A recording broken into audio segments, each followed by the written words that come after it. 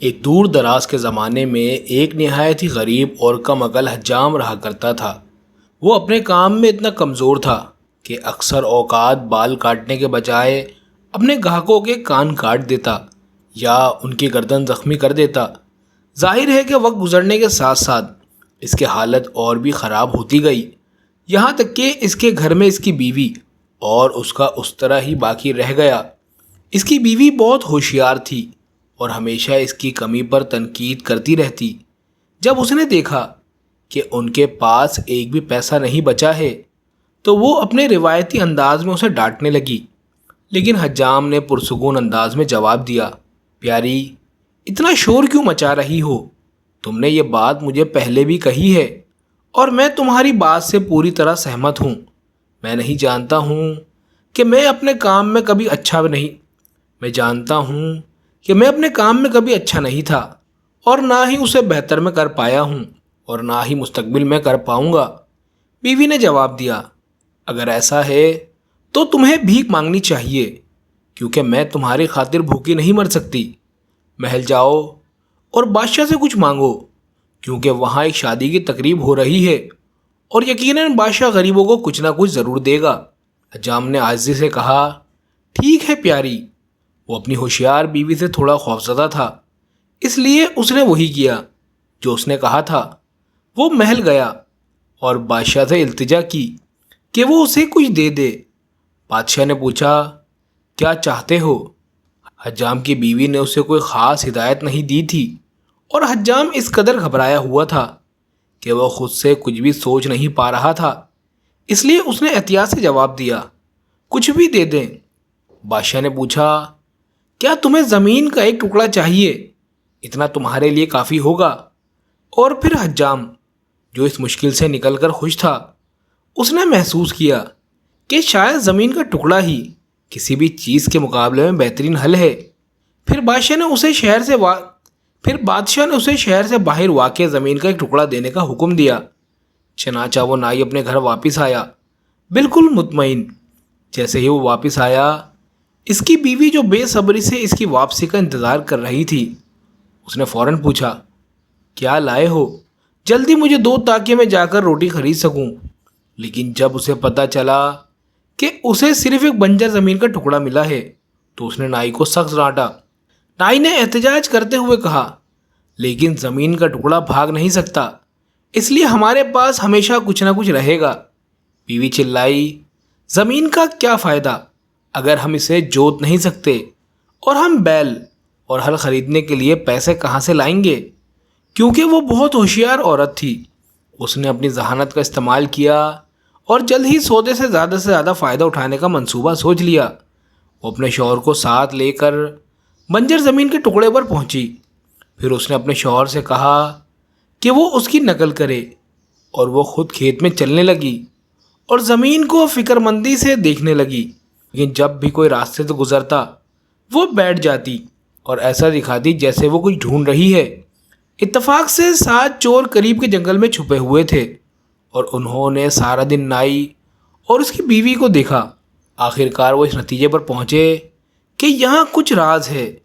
چنانچہ غروب آفتاب کے وقت انہوں نے چور کو یہ جاننے کے لیے بھیجا کہ آخر کیا معاملہ ہے۔ نائی کی بیوی نے چور سے تھوڑی دیر تک بات چیت کرنے اور مکمل رازداری کی تصدیق کرنے کے بعد کہا، حقیقت تو یہ ہے کہ یہ کھیت میرے دادا کی ملکیت تھا اور اس میں 5 برتن دفن ہیں جو سونے سے بھرے ہوئے ہیں، اور ہم صرف کھدائی شروع کرنے سے پہلے جگہ کی صحیح نشاندہی کرنے کی کوشش کر رہے ہیں، لیکن کسی کو بھی اس کے بارے میں مت بتانا۔ چور نے وعدہ کیا کہ وہ ایسا بالکل نہیں کرے گا، لیکن جیسے ہی وہ واپس آیا اور نائی اور اس کی بیوی گھر پہنچے، اس نے اپنے تمام ساتھیوں کو بلایا اور انہیں چھپے خزانے کے بارے میں بتایا۔ پھر انہوں نے کام شروع کر دیا اور پوری رات کھدائی کی، یہاں تک کہ زمین ایسی ہی لگنے لگی جیسے 7 بار ہل چلایا گیا ہو۔ وہ بہت تھک گئے تھے، لیکن انہیں سونے کا ایک ٹکڑا، چاندی کا ٹکڑا، یہاں تک کہ 1 پیسہ بھی نہیں ملا۔ جب نائی کی بیوی نے کھیت کو خوبصورتی سے ہل چلا ہوا دیکھا تو اپنی چال کی کامیابی پر بہت ہنسی اور اناج کے دکاندار کے پاس گئی اور کھیت میں بونے کے لیے چاول مانگے۔ दुकानदार ने खुशी से चावल दे दिए, क्योंकि वो समझता था कि फसल का वक्त आने पर उसे 3 गुना वापस मिलेगा। और ऐसा ही हुआ, क्योंकि उस ज़मीन से पैदा होने वाली फसल इससे पहले कभी नहीं देखी गई थी। नाई की बीवी ने अपने कर्जे चुका दिए, घर के लिए काफ़ी सारे चावल रखे और बाकी को एक बड़े बर्तन के सोने के सिक्कों के बदले बेच दिए। जब चोरों ने ये देखा तो वो बहुत गुस्से हुए और नाई के पास गए और कहा कि हमें फसल में से अपना हिस्सा दो, क्योंकि हम ही थे जिन्होंने ज़मीन को हल चलाया था, जैसा कि तुम जानते हो। नाई की बीवी हंसी और कहा, मैंने तुम्हें बताया था कि ज़मीन में सोना है, लेकिन तुम्हें नहीं मिला। मुझे वहाँ घर में बर्तन भर सोना मिला है और तुम्हें इसमें से 1 पैसा भी नहीं मिलेगा। चोरों ने जवाब दिया, अच्छा, आज रात अपना ख्याल रखना। अगर तुमने हमारा हिस्सा नहीं दिया तो हम उसे खुद ले लेंगे। और उस रात चोरों में से एक घर में छुप गया और इरादा किया कि जब घर वाले सो रहे हों तो वो अपने साथियों के लिए दरवाज़ा खोल दे।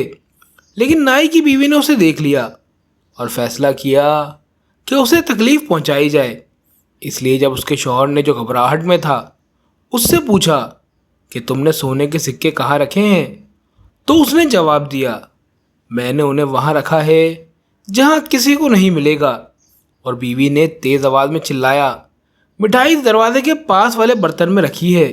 चोर ने सुनकर हंसते हुए इंतज़ार किया जब तक कि सब कुछ पुरसुकून ना हो गया। वो चुपके से बाहर निकला, बर्तन को ढूंढकर चुरा लिया और अपने साथियों से सरगोशी की कि उसे इनाम मिल गया है। पकड़े जाने के खौफ से वो जंगल की तरफ भागे, जहाँ वो माल तकसीम करने के लिए बैठ गए। चोर ने कहा, नाई की बीवी ने कहा था कि ऊपर मिठाई है, मैं उसे पहले तकसीम करूँगा और फिर हम उसे खा सकते हैं, क्योंकि ये काम हमें भूखा कर देगा। उसने अंधेरे में वो तकसीम की जो उसे मिठाई लग रही थी, लेकिन दर हकीकत बर्तन में हर किस्म की गंदी चीज़ें थीं जो नाई की बीवी ने जानबूझकर वहाँ रखी थीं। जब चोरों ने इसको मुंह में डाला तो उन्हें शदीद नफरत महसूस हुई और उन्होंने बदला लेने के लिए कसम खाई। लेकिन जब वो अगले दिन धमकी देने और फसल में से अपना हिस्सा मांगने के लिए वापस आए तो नाई की बीवी ने सिर्फ उन पर हंसते हुए कहा। चोर चिल्लाए, होशियार रहो, तुमने हमें 2 बार धोखा दिया है। एक बार हमें पूरी रात खुदाई करने पर मजबूर करके और दूसरी बार हमें गंदगी खिलाकर, लेकिन आज रात हमारी बारी है। फिर एक और चोर घर में छुप गया, लेकिन नाई की बीवी ने उसे भी देख लिया। जब उसके शौहर ने पूछा, प्यारी, तुमने सोना कहाँ रखा है? मुझे उम्मीद है कि तुमने उसे तकिए के नीचे रखा है। उसने जवाब दिया, परेशान मत हो, ये घर से बाहर है, मैंने उसे दरख्त की शाखों पर लटका दिया है, कोई भी वहाँ तलाश करने के बारे में नहीं सोचेगा।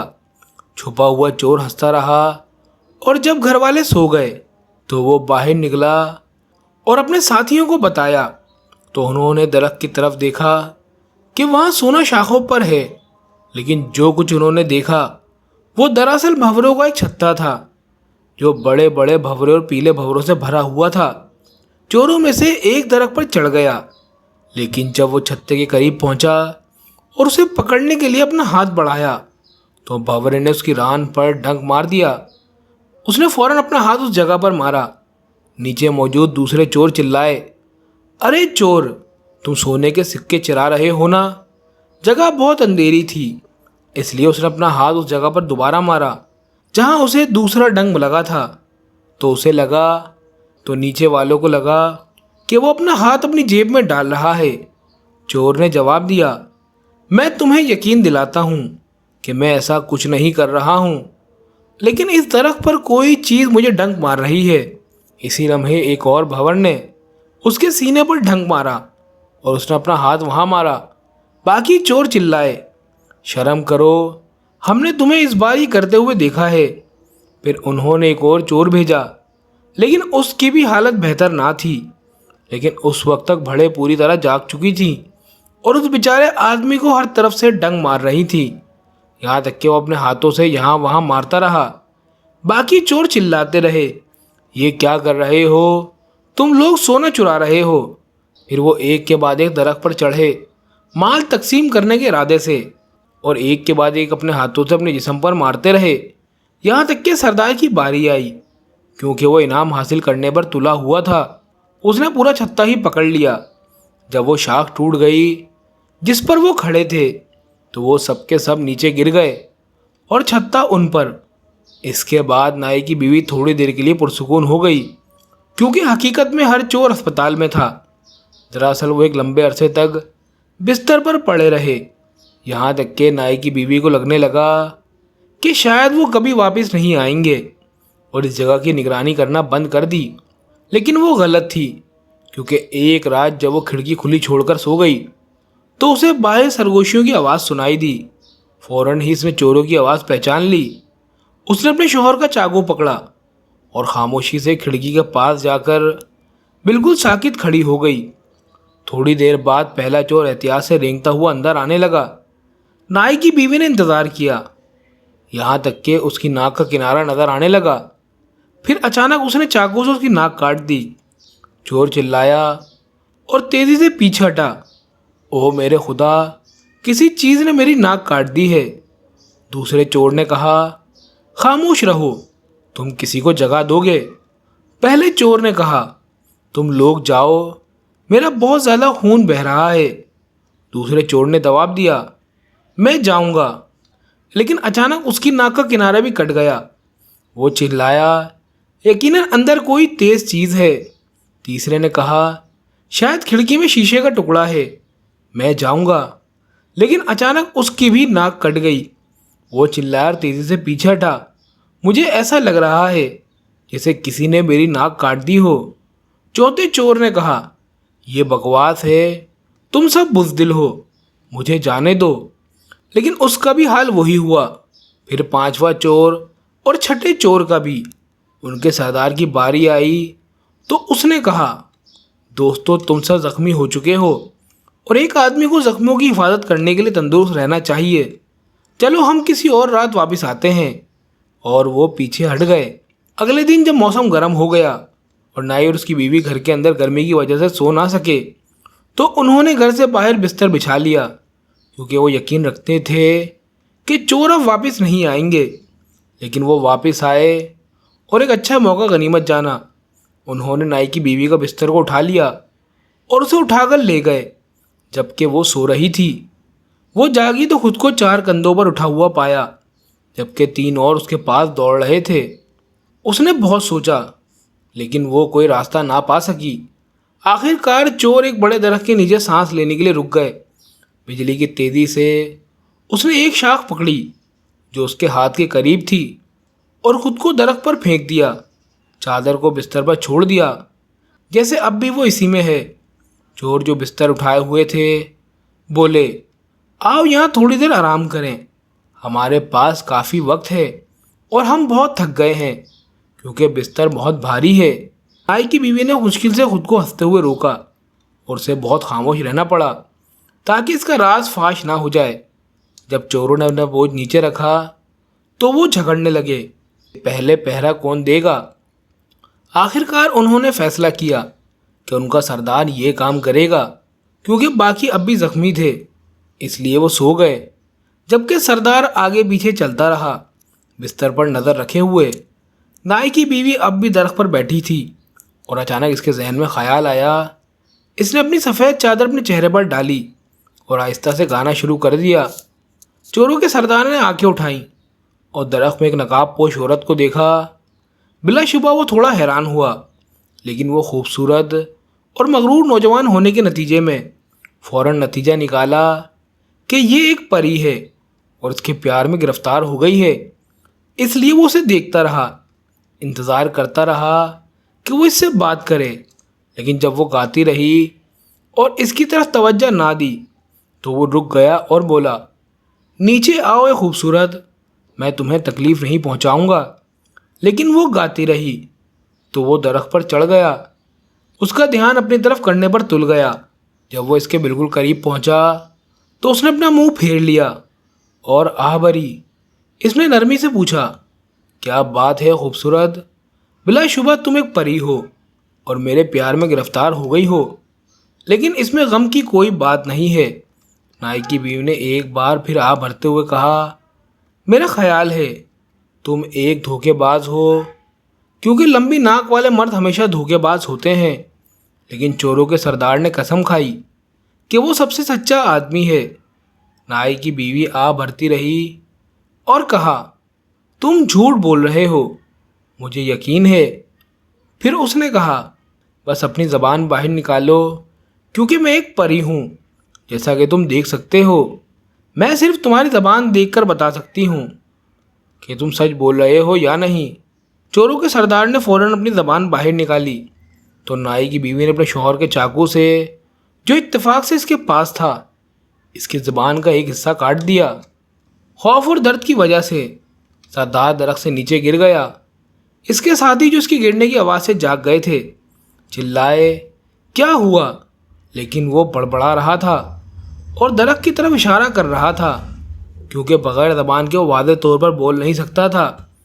انہوں نے اس کے کان میں دوبارہ چلایا کہ کیا ہوا ہے سردار، لیکن وہ اسی حالت میں رہا، خوفزدہ ہو کر درخت کی طرف اشارہ کرتا رہا۔ ایک چلایا، سردار جادو کا شکار ہو گیا ہے، درخت میں ضرور کوئی بھوت ہے۔ اسی لمحے نائی کی بیوی نے اپنی چادر لہرائی اور چلائی، اور بغیر کسی تاخیر کے چور اپنے سردار کو گھسیٹتے ہوئے خوف کے مارے بھاگ نکلے۔ نائی کی بیوی درخت سے نیچے اتری اور خاموشی سے ایک گھر کی طرف چلی گئی۔ اس کے بعد چوروں نے یہ نتیجہ نکالا کہ طاقت کے ذریعے اپنا مقصد حاصل کرنے کی کوشش کرنا بے فائدہ ہے، اس لیے انہوں نے قانون کا سہارا لے کر اپنا حصہ مانگا۔ لیکن نائی کی بیوی نے اپنا کیس بہت اچھے طریقے سے پیش کیا، اور بادشاہ اس کی ذہانت سے اتنا متاثر ہوا کہ اس نے نائی کو اپنا وزیر بنا لیا، یہ کہتے ہوئے کہ جب تک اس کی بیوی زندہ ہے وہ کوئی احمقانہ حرکت نہیں کرے گا۔